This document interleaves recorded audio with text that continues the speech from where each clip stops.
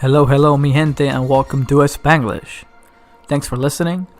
Remember, please rate and review this podcast in iTunes, Stitcher, wherever you're at, and that'll help me out a lot. And also, if you want to help me out, support me, but also get cool things in return, you can go to my Patreon. That's patreon.com/Spanglish. Again, for $1 a month, that's $12 a year. That's insane. You can get some cool things and, again, make sure that this keeps going on, this podcast, and make it better, more equipment, more interviews, longer episodes if you want to hear my voice for that long. So please check that out. Before we get into today's topic, I do want to mention, of course, what everybody's talking about. Our president is losing on Twitter once again, but this time he's losing over Comey's book. Now, James Comey, the former and fired FBI director, is releasing a book on Tuesday, April 17th. The book is called A Higher Loyalty. When Comey was interviewed this weekend by Stephanopoulos, he said that our president must embody respect and adhere to the values that are at the core of this country. And then he added, the most important being truth. This president is not able to do that. He is morally unfit to be president. I mean, talk about shots being fired. Trump went crazy on Twitter. Like I said, he started, one of the tweets he said, slippery James Comey is a new one for you. A man who always ends up badly and out of whack, parentheses, he's not smart, exclamation point, and parentheses, will go down as the worst FBI director in history, by far. I mean, his personal attacks, if it wasn't the president, you would really roll this out as the tweets of a madman who's attacking people who doesn't even know. And unfortunately, like I mentioned before, he's our president, and he's insane, and he's actually on the defensive because he knows Comey's book is all true. And the funny thing is, the more Trump goes out and attacks Comey, the more Comey's book is going to sell, and the more his memos and his anecdotes are going to be seen as truth, because we can see how crazy Trump is acting, especially in the part when Comey mentions about truth. Everyone knows that Donald Trump is a liar, and that's a fact. Everyone knows that. He's lied about the people who voted illegally, quote unquote, for him. He's lied about so many different things that he can't even keep the lie straight anymore. With that said, I have mixed feelings about Comey.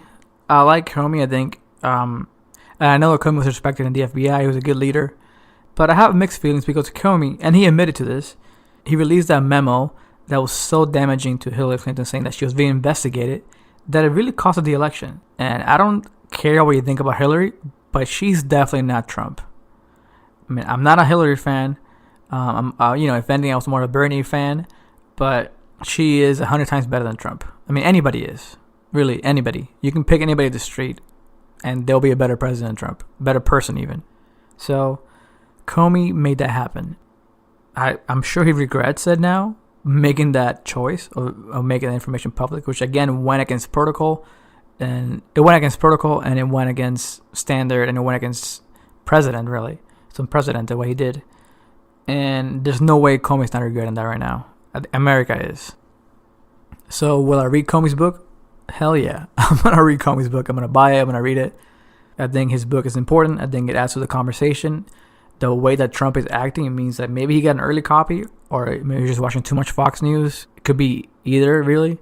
And the fact that he's reacting so strongly against his book is one more reason to buy it, to get the truth out there. Because Trump is definitely unfit morally, ethically, and any other way that you can think of. Trump is unfit to be president. Like I mentioned before, he's not fit to run a student council.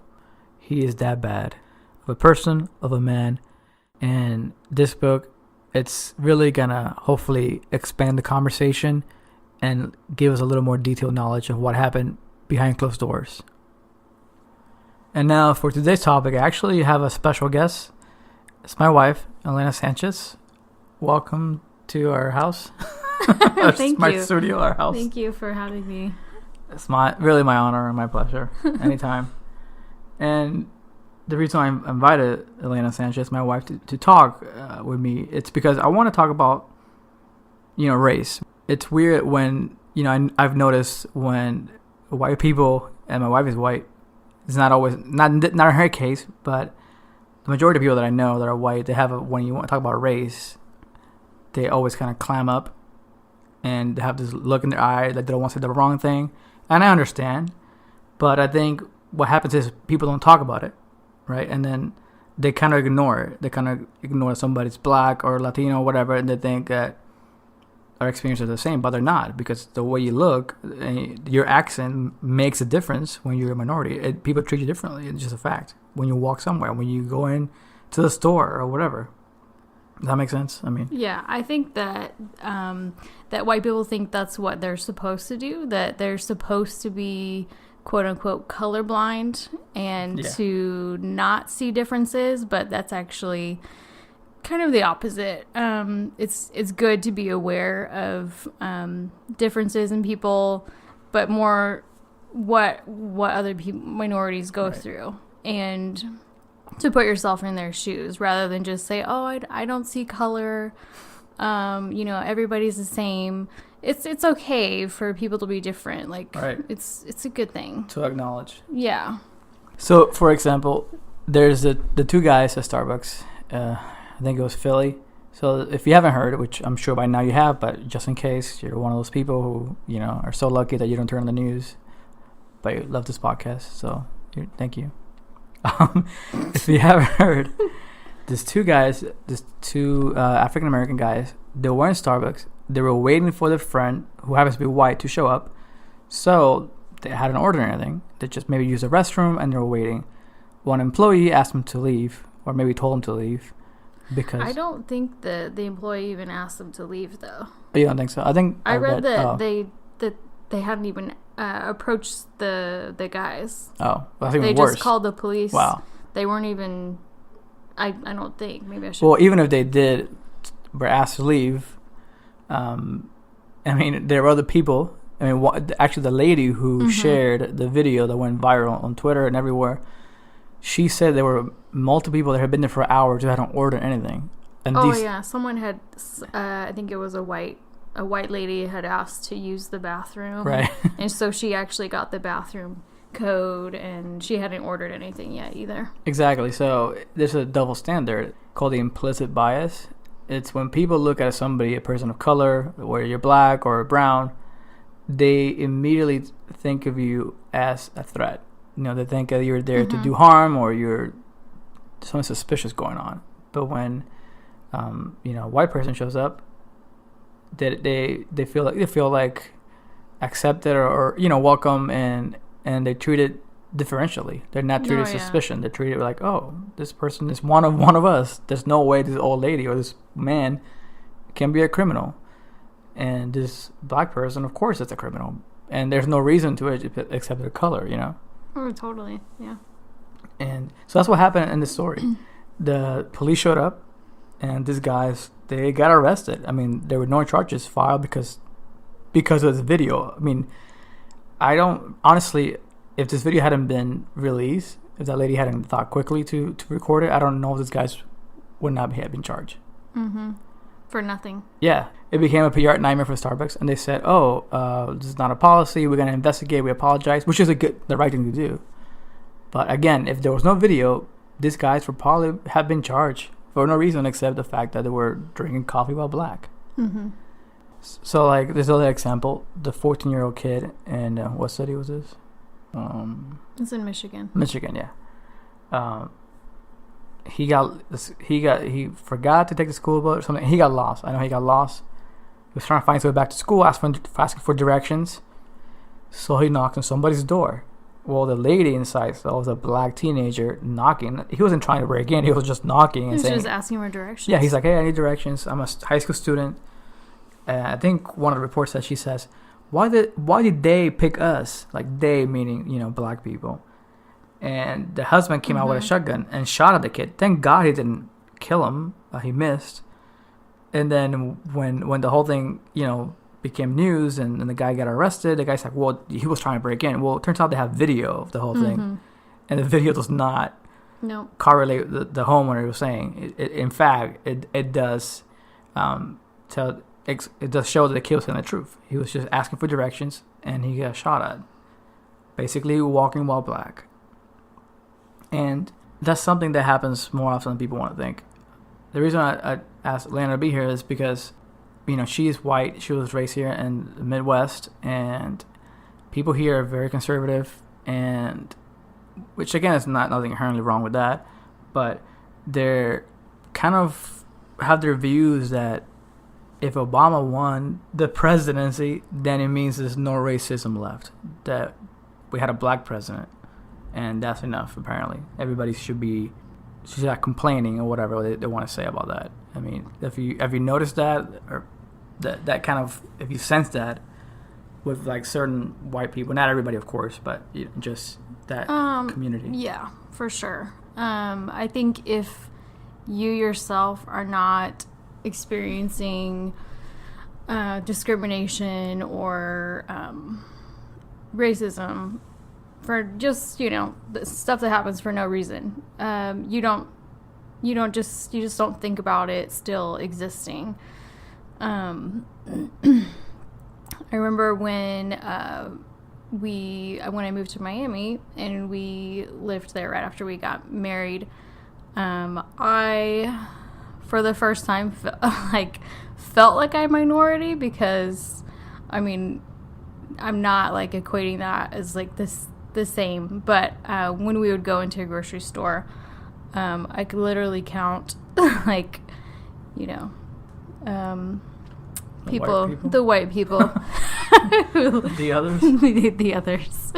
And that was a really weird feeling for me because growing up here, white is the majority, whatever. And so that was just an interesting situation to be in. And but no, I do think people, they think, oh, it's 2018, racism doesn't exist anymore. I mean, we have had people try to tell us that right after the 2016 election, and it's just not true. I think you have to be in a bubble to not see racism. And they are in a bubble. I mean, it's like they see the Starbucks thing, the kid, and numerous, like Stephen Clark, who was shot in his own backyard.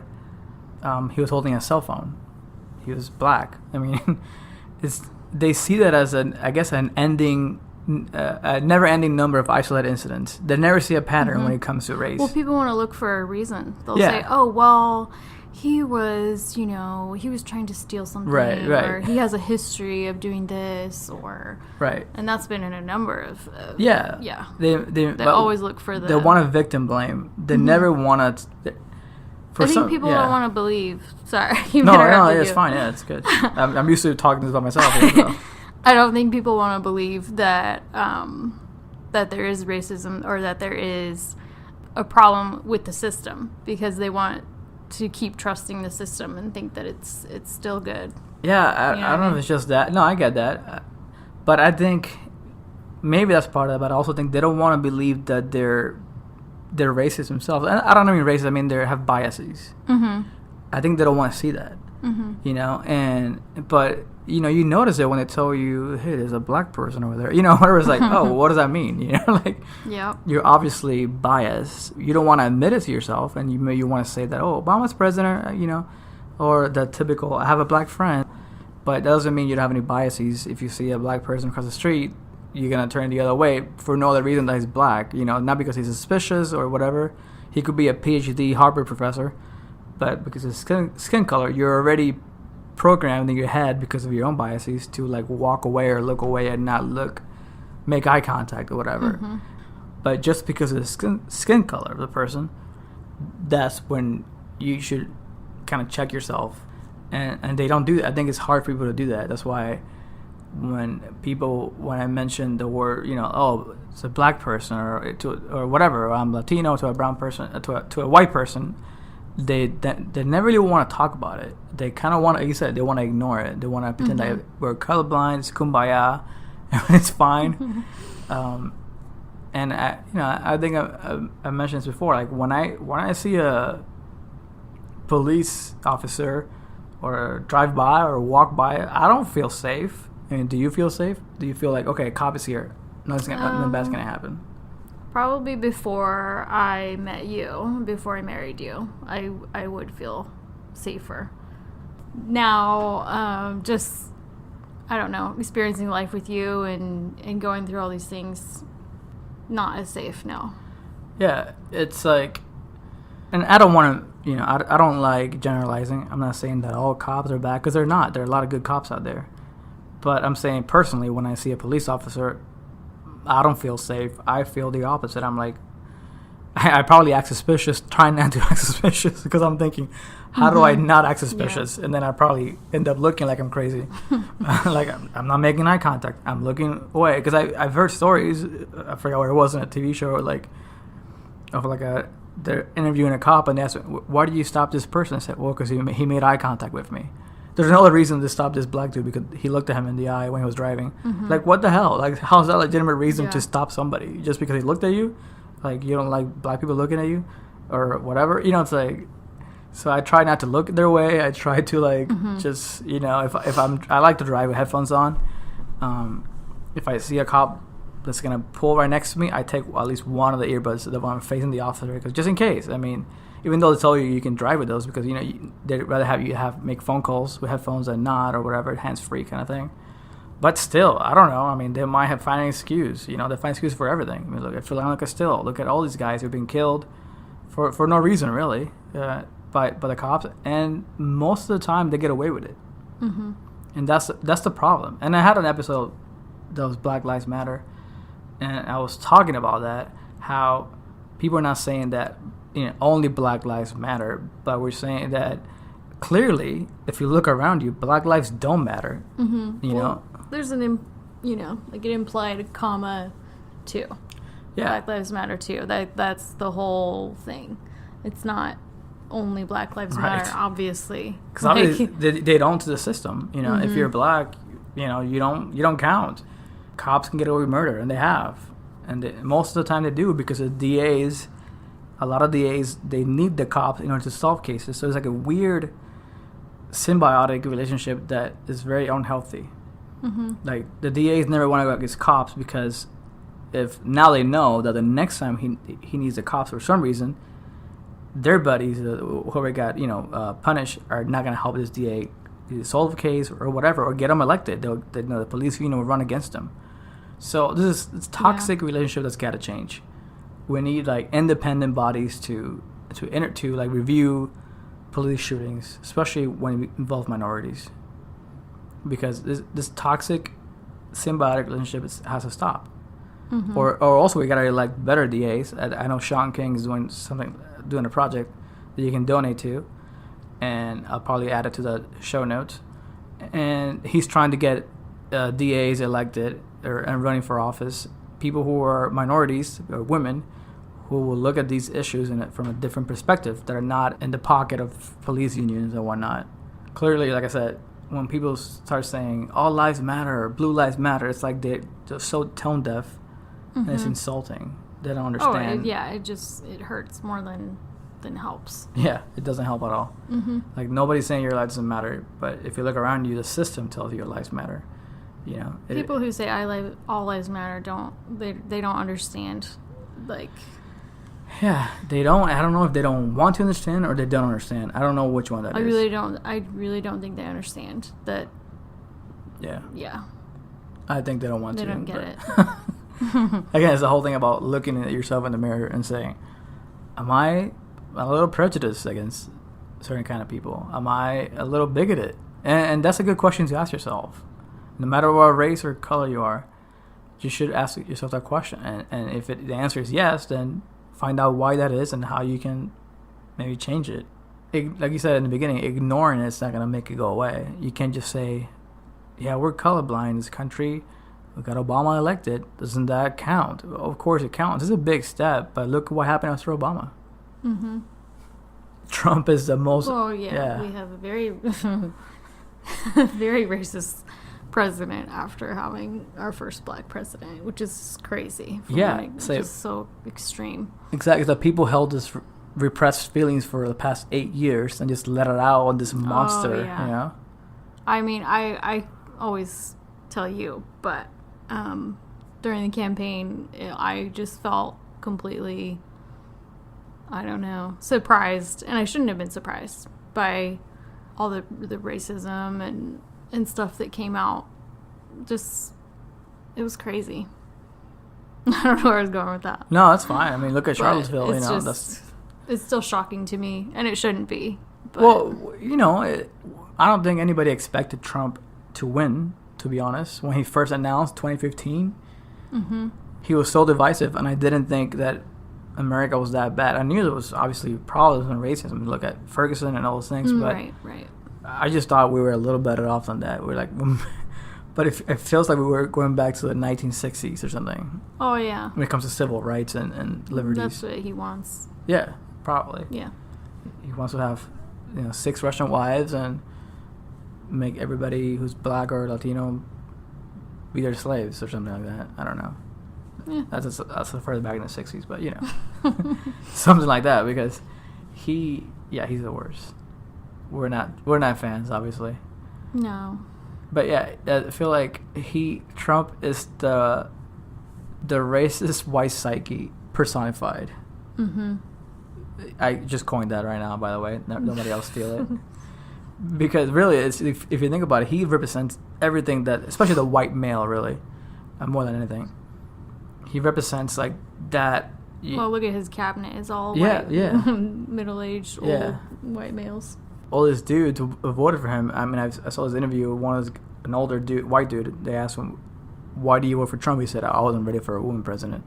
Yep. So it doesn't matter. It could have been, I don't know, Mother Teresa run for president, and they still wouldn't have voted for her because she's a woman. There's another complete issue that we'll talk about some other time. I'll have you on as a guest here in our home. Thank you so much. It's so really kind. My pleasure. But yeah, that's a whole another different topic. But again, it's the fact that this white misogynist, it's like a whole combination of whatever Trump is. It's really funny because so many people were saying if we had a woman president, her emotions would be too much, her hormones would just take over. But I mean, come on, look at our president who's constantly his 6 a.m. Twitter rants. Oh my goodness, imagine if you were a woman. Right. Goodness. Yep. Actually, no, he couldn't be a woman because he's so insane. He's so uncontrollable. Yeah, you're right. People were like, "Oh, woman president, she would be so moody and all his misogynist BS." Exactly. But Trump is all those things and more.